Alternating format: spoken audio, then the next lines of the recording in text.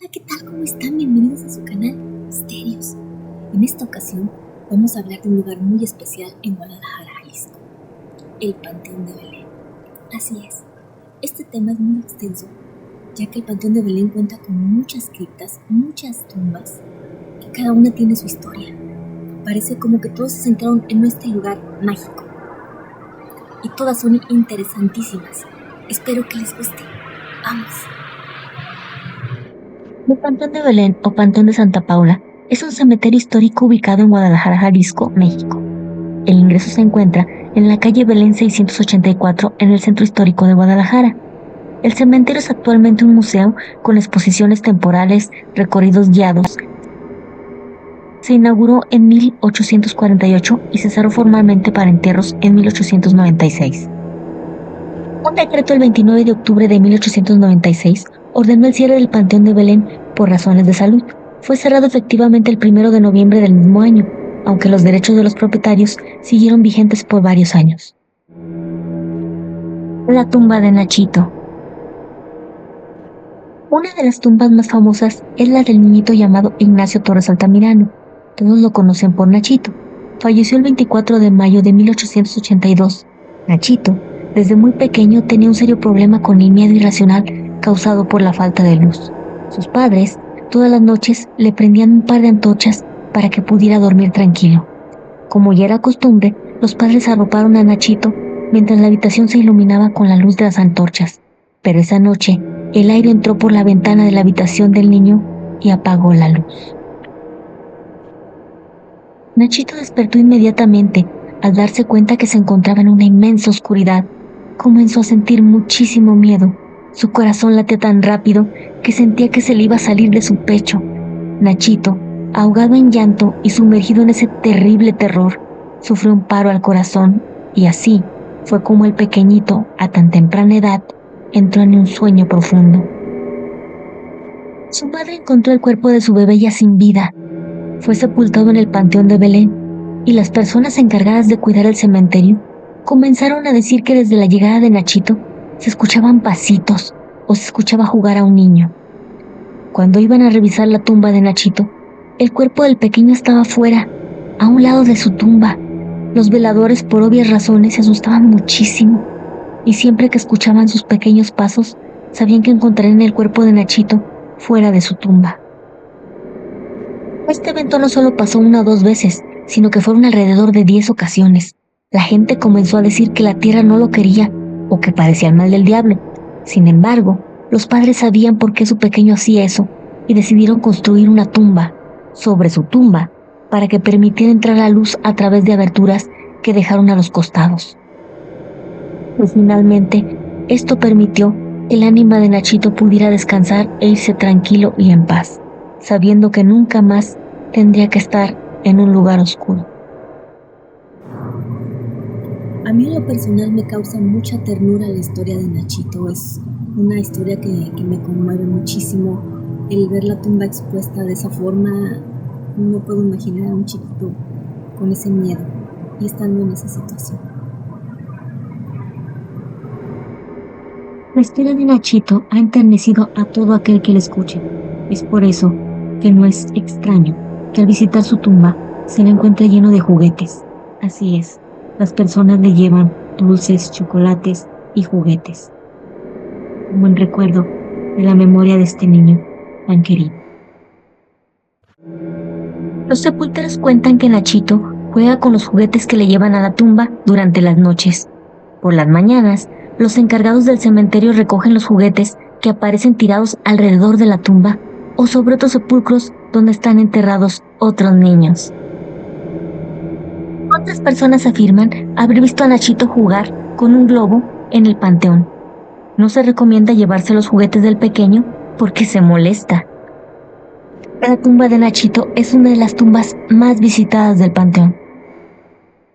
Se dice que las personas van a dejar juguetes al niño para que no le siga hasta sus casas y les haga travesuras.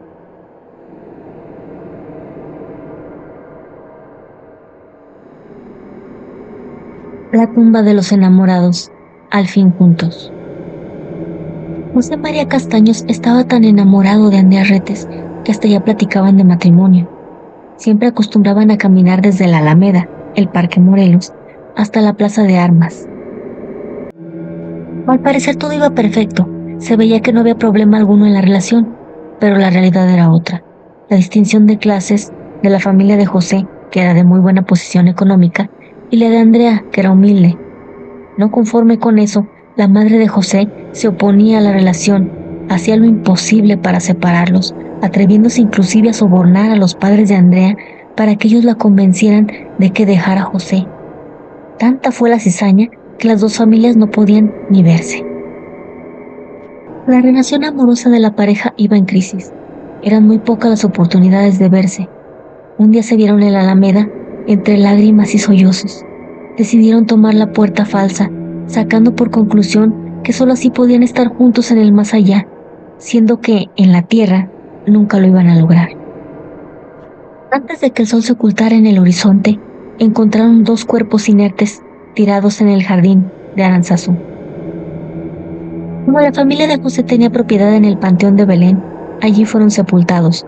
Mandaron labrar dos cruces entrelazadas encima de su tumba, como símbolo de esa unión inconclusa, así como una mayor para pedir perdón por el suicidio de los enamorados. Sin embargo, a la madre de José no la dejaba el remordimiento tranquila, porque se reconocía como la principal culpable de la muerte de la pareja. Ni los rezos, ni las lágrimas, ni los gritos de dolor no le servían para nada para poder desahogar esa pena tan grande guardada en su corazón. Decidida tiempo después, fue a llevar un lazo nupcial hecho con flores naturales entrelazadas, con la esperanza de que al dar su última ofrenda fuera perdonada del mal que les había hecho.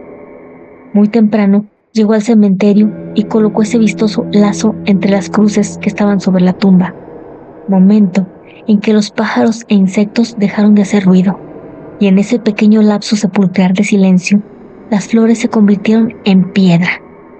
Ella comprendió al instante que había sido perdonada por la pareja, esperando ser también perdonada por Dios.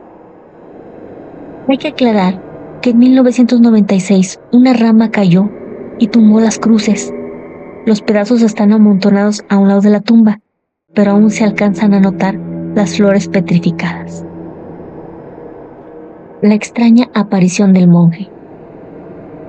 Hace algunos años, una pareja de novios decidieron tomarse fotos dentro del panteón durante una tarde, sin imaginar que durante la grabación aparecería un extraño ser encapuchado con un crucifijo blanco en su mano izquierda, para pasar a un costado de la feliz pareja, quienes no se percataron del incidente hasta ver el escalofriante video. Por el crucifijo, se cree que este misterioso ser existió hace 300 años y su alma aún permanece vagando en el panteón, esperando el momento ideal para hacer su aparición ante quienes visitan el lugar. Y si a ti te gustan las leyendas de misterios o cosas paranormales, escríbeme aquí en los comentarios de qué te gustaría que habláramos. Muchas gracias. La tumba del vampiro. Esta leyenda se concibió en la zona más tétrica del Panteón de Belén. Y esta cuenta acerca de una fecha no precisada, que uno de los árboles se ubican en el rincón de dicho cementerio. Se trata en verdad de la tumba de un vampiro, que aterró a los ciudadanos tapatíos que vivieron a mediados del siglo XIX.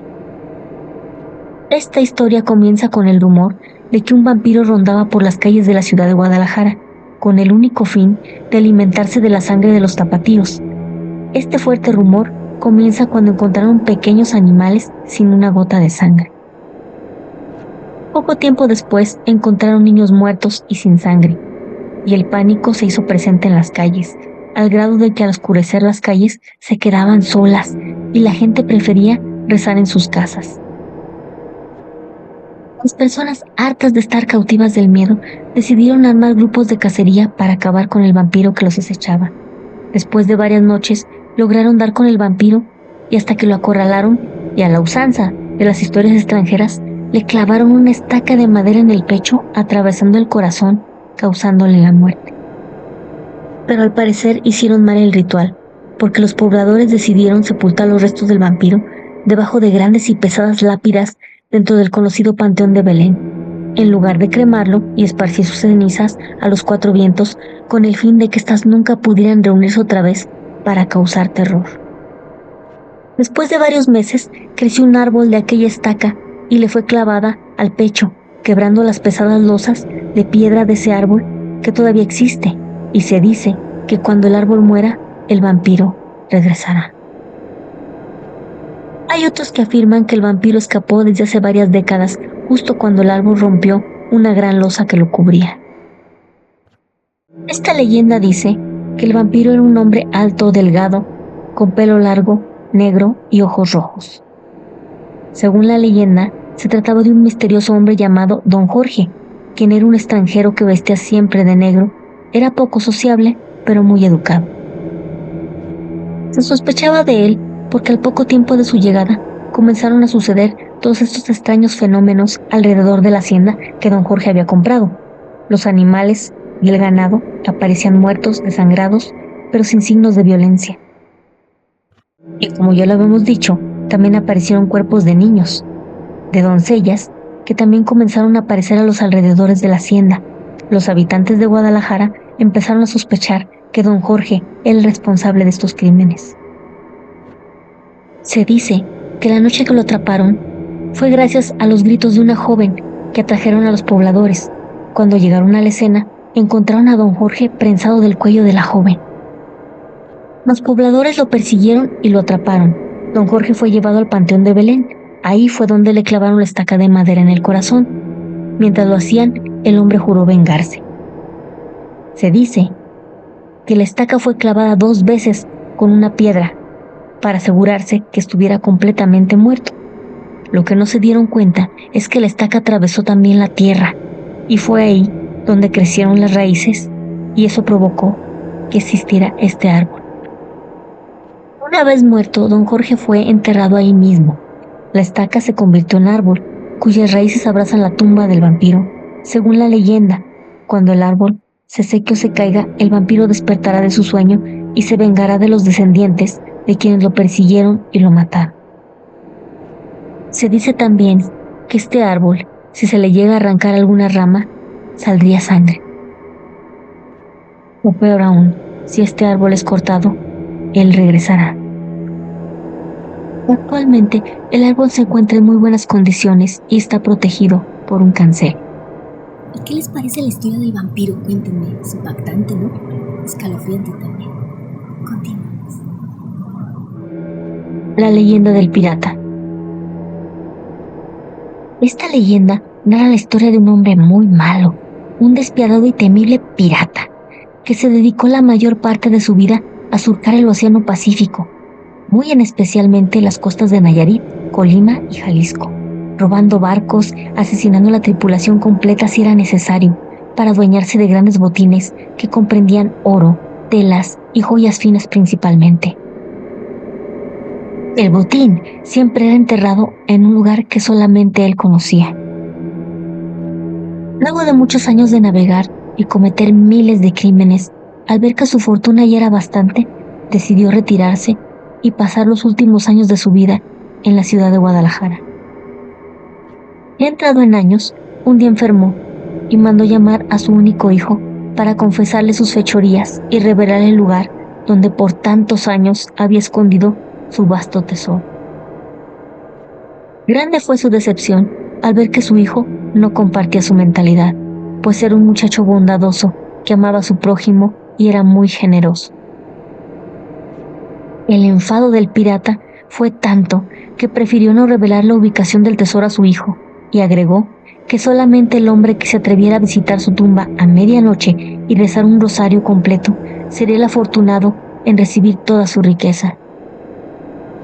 Dicha tumba se encuentra en el Panteón de Belén y el fantasma del pirata sigue esperando al valiente que decide ir a rezar por la salvación de su alma, para que en ese momento pueda aparecerse y revelar con exactitud dónde enterró el tesoro.